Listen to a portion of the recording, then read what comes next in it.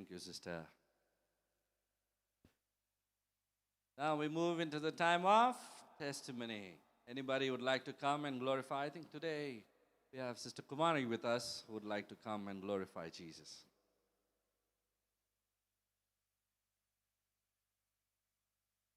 Praise the Lord church. ఇది దసరా హాలిడేస్కి విలేజ్కి వెళ్ళినప్పుడు జరిగిన సంఘటన అండి. చెప్పడానికి ధైర్యం సరిపోలేదు. అయితే విలేజ్ మా మమ్మీ వాళ్ళ ఇంటికి వెళ్ళినప్పుడు అంటే ఎప్పుడు వెళ్ళినా కూడా అందరము కింద హాల్లో పడుకునే అలవాటు అనమాట. అందరూ మాట్లాడుకుంటూ సరదాగా పడుకునే వాళ్ళం. అయితే ఆ రోజు కూడా అలాగే పడుకుంటే ఒక పాము వచ్చిందండి ఇంట్లోకి. చిన్న స్నేక్ అనమాట, పాము పిల్ల వచ్చింది. అది నా కంటికి కనబడింది అనమాట. గబాలు నేను నిద్రపోయిందని వెంటనే లేచాను, మా అన్నని తీసుకుని లేచి నించున్నాను. అయితే నేను చెప్తుంటే మా డాడీ నమ్మట్లేదు. ఇంట్లోకి ఎలా వస్తుంది పాము, ఇన్ని ఇయర్స్ నుంచి ఎప్పుడు రాలేదు కదా, నువ్వేదో కలగని ఉంటావు అని అంటున్నారు.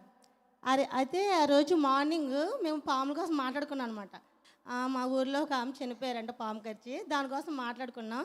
అందుకోసం అలా వచ్చి ఉంటుందిలే, కలగని ఉంటావు, మా ఇంట్లో అలా వచ్చి ఉంటుందేమో అని అన్నారు. లేదు నేను చూశాను నాన్న అనేసి అంటే అసలు ఎవరు నమ్మలేదు, నవ్వుతున్నారు. ఎందుకు వస్తుంది ఇంట్లో కానీ, ఇది ఇంటికి రావడం లోపల రావడానికి కూడా దానికి అసలు దారి లేదనమాట, ఎలా వస్తుందని అన్నారు. మరి నాకు కూడా డౌట్ ఏంటంటే, నేను డోర్కి కాస్త దూరంలోనే పడుకున్నా, ఎంతో ఒక ఫీట్ దూరం ఉంటుంది అంతే. కాకపోతే నాకు పాము చాలా దూరం నుంచి పరిగెట్టుకుంటూ నా మీదకి వచ్చినట్టు నాకు కనపడింది. ఇంకా అబ్బాయిలు వేసాను అనమాట. మాకు ఆ డోర్కి నాకు పెద్ద గ్యాప్ కూడా లేదు. నాకు అంతలాగా ముందు నుంచి ఎలా కనపడింది అది కూడా డౌట్ అనిపించింది. అంత దూరం నుంచి బాగా స్పీడ్గా వస్తున్నట్టు, నా పైకి వస్తున్నట్టు నాకు ఎలా కనబడింది అసలు ఇది అనిపించింది. అయితే నేను చూశాను, ఒకసారి లెగిసాను.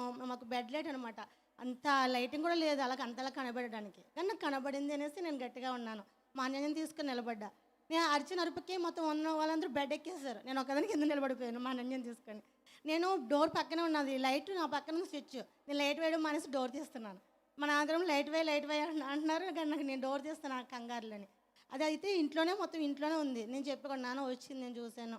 అయితే ఇంకో బెడ్రూమ్ ఉంది అన్న, అది ఉండదు, చాలా స్పీడ్గా వచ్చింది, వెంటనే వెళ్ళిపోయి ఉంటుంది ఇంకో బెడ్రూమ్ నుంచి అంటే వాళ్ళు నమ్మలేదు. మార్నింగ్ లేస్తే మొత్తం ఇల్లంతా చూసాను, ఎక్కడైనా ఏమైనా దారి ఉందా, సామాన్లను తీసి బయట పెట్టారు, ఎక్కడ పాము లేదు. లేదు ఉండదు అనేసి నాన్న అన్నారు. అయితే నాకైతే ఆ డౌట్ ఎలాగుంది, నేను చూసా కదా, ఆయన ఎలా వచ్చిందిలే అని చూసా కదా అనే ఉంది. అయితే మా గడపకి కాస్త చిన్న హోల్ ఉంది అనమాట పక్కన, మొత్తం అంతా చెక్ చేస్తే చిన్న హోల్ ఉంది. నేను ఆ హోల్ నుంచి వచ్చి ఉంటుందని అంటే ఏమోలే ఓకే అన్నట్టే ఉన్నారు, కానీ కన్ఫర్మ్ అయితే అవ్వలేదు వాళ్ళకి. నాకు అదే మైండ్లో ఉంది. ఆయన ఎప్పుడు బెడ్ మీద పడుకుంటే కింద పడుకోను. అలాంటిది ఆ రోజు మేము ఎలా వెళ్ళిపోతాం రేపు అందరితో కలిసి పడుకుందాం అనేసి కింద పడుకున్నా, అది కూడా డోర్ పక్కన పడుకున్నా. అయితే మేము వచ్చేసాం హైదరాబాద్. ఆ మరుసటి రోజు మా నాన్నగారికి 3 పాములు కనబడ్డాయి ఏంటంటే, సేమ్ అదే గుర్తుతో, నేను చెప్పిన గుర్తుతో ఉన్న పాములు 3 పాములు మా ఇంట్లోకి వస్తున్నాయంట. కింద స్టెప్స్ నుంచి లోపలికి వస్తుంటే మా నాన్నగారు చూస్తారు. వాటిని చూస్తే వెంటనే వాటిని దారి మళ్ళించారు. అప్పుడు నాకు ఫోన్ చేసి చెప్తున్నారు, అమ్మ నువ్వు చెప్పింది నిజమే, ఆ రోజు పాము వచ్చింది, సేమ్ నువ్వు ఏ గుర్తులు చెప్పో అదే గుర్తులతో 3 పాములు రాబోయిన మన ఇంట్లోకి. అది అంటే గమనించాను. నువ్వు నిజంగా చెప్పావు అనేసి అన్నారు. నిజంగా అండి దేవుడు కాపాడాడు అసలు ఆ రోజు. ఎందుకంటే అందరూ లైన్గా పడుకున్నాం.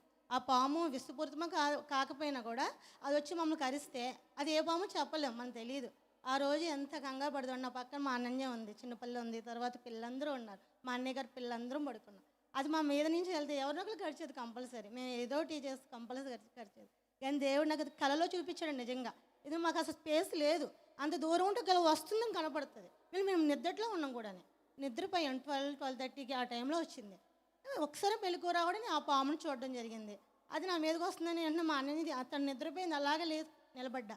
నేను అరిచిన అరుపుకి వీళ్ళందరూ లేచి బెడ్ పై ఎక్కేశారు. ఆ పక్క మించాలని కూడా నేను చూశాను. అది ఆ బెడ్ లైట్ వెలుగులో ఎలా కనబడింది అంత ఆశ్చర్యంగా. అది ఎలా ఉంది ఆ పాము అనేది నేను వివరంగా మా నాన్నకి వివరించి చెప్పాను. అవి వస్తుంటే మా నాన్నకి వెంటనే అనిపించింది, నిజంగా ఇది ఒక పెద్ద సాక్ష్యం. మా మా కుమారికి ఎలా కనబడింది, ఎప్పుడు లేదు అసలు అలాగా. అలాంటిది అది ఆ విధంగా కనబడడం, లెగడం, మేము ఆ అపాయం నుంచి దేవుడు మమ్మల్ని రక్షించాడండి, నిజంగా కాపాడాడు. మేము సంతోషంగా వెళ్ళాము, సంతోషంగా గడిపాము, మళ్ళీ సంతోషంగా రాగలిగాము. ఇది ఒక గొప్ప సాక్ష్యం అనమాట. నేను ఎప్పుడు కూడా అలా కింద పడుకోవడం పడదనమాట. ఎప్పుడు బెడ్ మీద ఉంటాను, నేను కిందకి వెళ్ళాను. అలాంటి డోర్ పక్కన అసలు పడుకోను. అలాంటిది ఆ రోజు ఎందుకు పడుకున్నాను అనిపించింది, దేవుడు నాకు అలా చూపించాలనుకున్నాడు.